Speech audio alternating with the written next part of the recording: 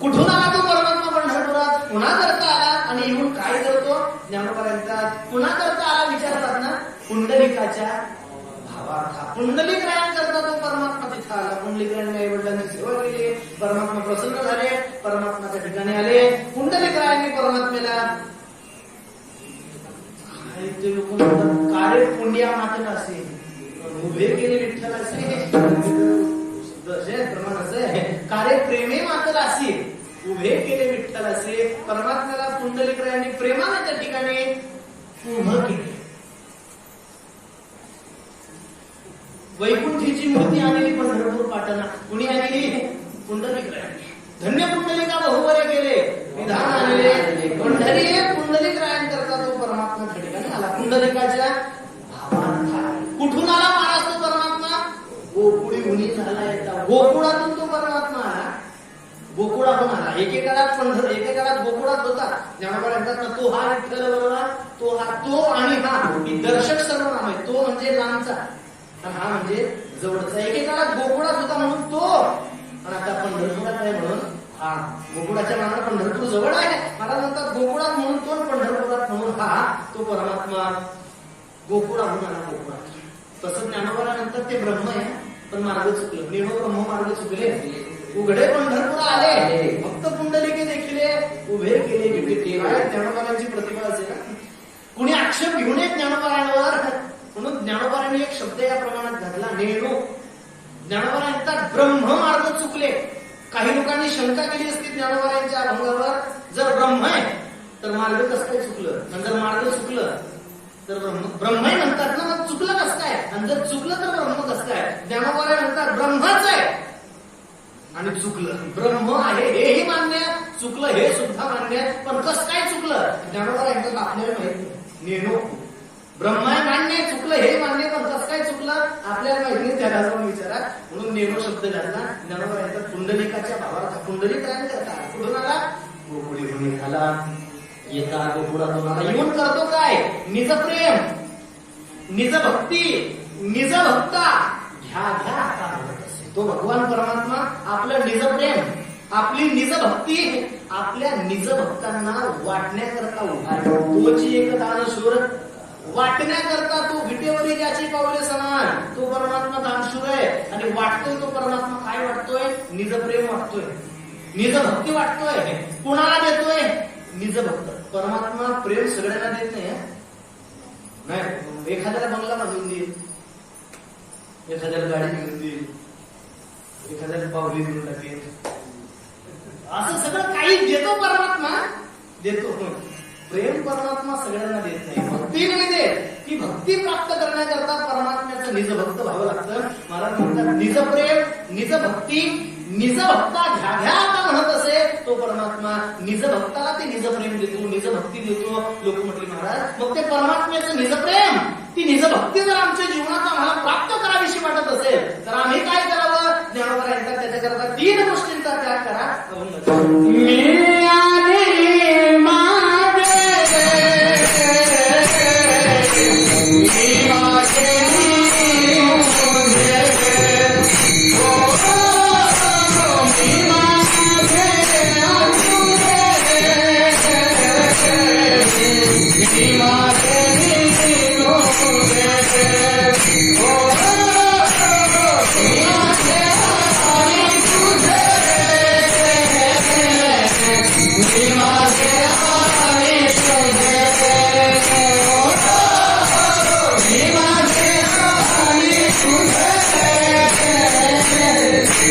मी माझे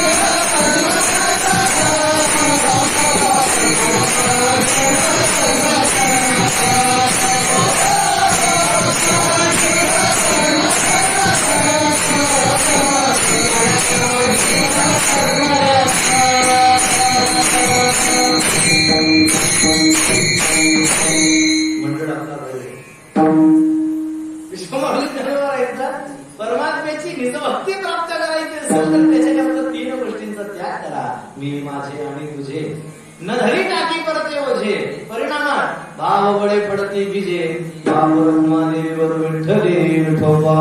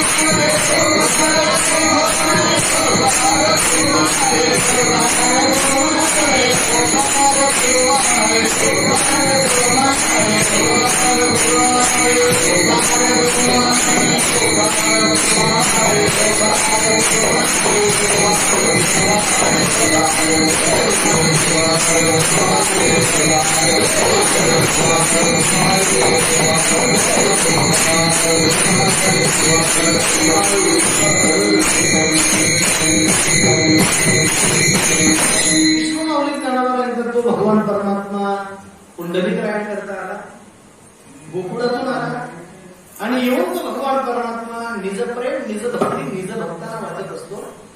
ज्ञानोबाराने विचारलं, वेळ संपली, 2-4 मिनिटात थांबतो. ज्ञानोबाराने विचारलं मागे, मग ते परमात्म्याचं निजप्रेम जर आमच्या जीवनात प्राप्त करायचं असेल, त्या परमात्म्याची भक्ती जीवनामध्ये प्राप्त करायची असेल, त्याच्याकरता आम्हाला परमात्म्याचा निजभक्त व्हायचं असेल, त्याच्याकरता आम्हाला काय करावं लागेल?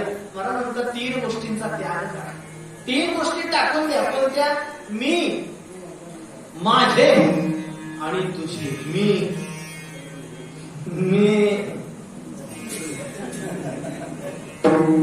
जी टॉपिक झेप कीर्तन मी चौकडीचा मग येतो. मी लय बेकार आहे हो. अवघड आहे मी. मला म्हणतात नवलंकाराची कोठी, विशेष नलगे अज्ञाना पाठी, सज्ञानाचे झोंबे कंठी नाना संकट. हा मी जो आहे ना गिरायके मोठे मोठे पाहतो. असे सर्वसामान्य लोकांकडे जात नाही तो मोठमोठे गिरायक पाहत असतो. मला म्हणतात त्या मीने घोड केला सगळ्यांचा. मी अभिमानाचा त्याग करा, माझे ममत्वाचा त्याग करा आणि तुझे भेदाचा त्याग करा. मी माझे आणि तुझे. न धरी टाकी. एक जण म्हणे न धरी टाकी, म्हणजे डोक्यावर टाकी न धरी. असं नाही का, न धरी काय काय न धरी. मी न धरी, माझे न धरी, तुझे न धरी. ममत्व, अभिमान आणि भेद या तिन्ही गोष्टी धरायच्या नाही. का धरायच्या नाही? त्याचं ओझं होतं. जे आपलं स्वरूप नाही त्याचा माणसाला भार होतं. अभिमान आपलं स्वरूप नाही, कारण आपण सगळे देवाचे स्वरूप आहे. परमात्म्याकडे अभिमान नाही. अभिमान नाही तुका म्हणे त्याची नेदी आणि त्याचे घेऊ देव त्याच्याकडे नाही ना, म्हणून परमात्म्याला दुसऱ्याकडचा सुद्धा अभिमान सहन होत. देवाला अभिमान सहन. एक वाक्य सांगू का? शेवटचं थांबणार आहे. सांगू ना?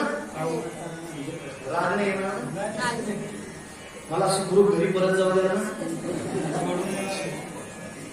कोणाला सांगणार नाही.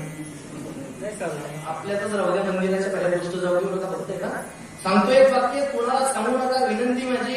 वाक्य छोटच आहे, लक्ष देऊ नाही का फक्त. हे पहा,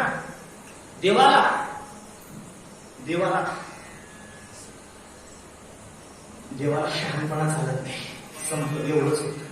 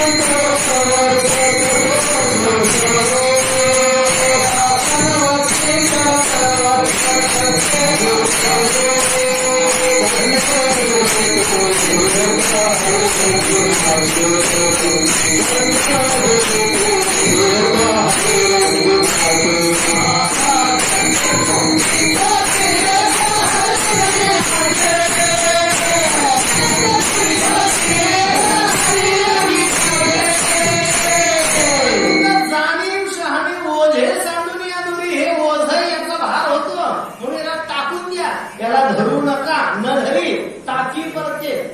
अहम सोहम अहम. पुढे ह्या सांडी उपाधी महाराज म्हणतात त्यांना टाकून द्या. परमात्म्यालाही सहन होत नाही हो. सहन होत नाही. महाराज म्हणतात लहान होऊन परमात्म्याकडे जा. नेणतेपणाने परमात्म्याकडे जा. परमात्मा कडेवर घेऊन फिरल्याशिवाय राहणार नाही. त्या गोष्टी टाकून द्या. मी माझे आणि तुझे. न धरी टाकी परते ओझे.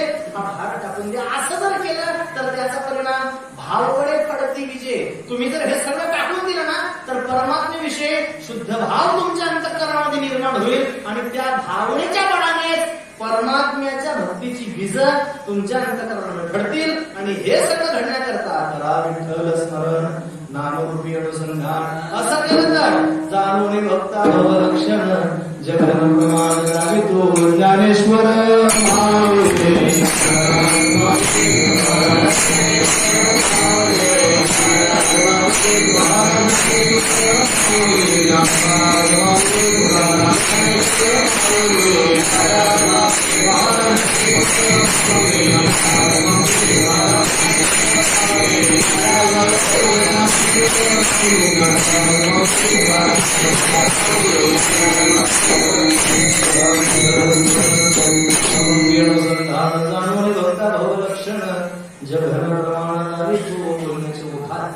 जे काही चुकीची शक्य नाही झाले असतील माझ्या बुद्धीचा दोष. विश्वमाऊली ज्ञानोबारांना या अभंगाचा असाच अर्थ अपेक्षित असेल असं आपल्याला दावा नाही. जे चुकीचं आहे ते आमचं घेण्यायोग्य सत्य आमच्या वारकरी शिक्षण संस्थेचं झालेली सेवा भगवान पंढरीश परमात्मेच्या चरणी ऐसे मुक्ताई मातेच्या चरणी अर्पण करतो. कार्यक्रमासाठी उपस्थित सर्व मंडळी सर्वांच्या चरणी पुन्हा एकदा विनम्र भावाने अभिवादन. ज्येष्ठ गुरुबंधू आदरणीय श्री महाराज उपस्थित आहे, महाराजांच्या चरणी पुन्हा अभिवादन करतो. आमचे गुरुबंधू सोज्वळ स्वभावाचं देखील व्यक्तिमत्व भगवान महाराजांच्या चरणी विनम्र भावाने अभिवादन. मधु महाराज असतील, कडोली, सावदा, रेंगणगाव गावातील सर्व म्हैसवाडी आणि गावातील सर्व झाडे आभार वृद्ध माता भगिनी सर्वांच्या चरणी पुन्हा एकदा विनम्र भावाने अभिवादन करून परमात्मा अशीच सेवा तुमच्या आपल्याकडून करून घेऊन ही जगणने एखाद्या चरणी प्रार्थना करून माझ्या वाणीला विराम देतो. तुकाराम तुकाराम तुकाराम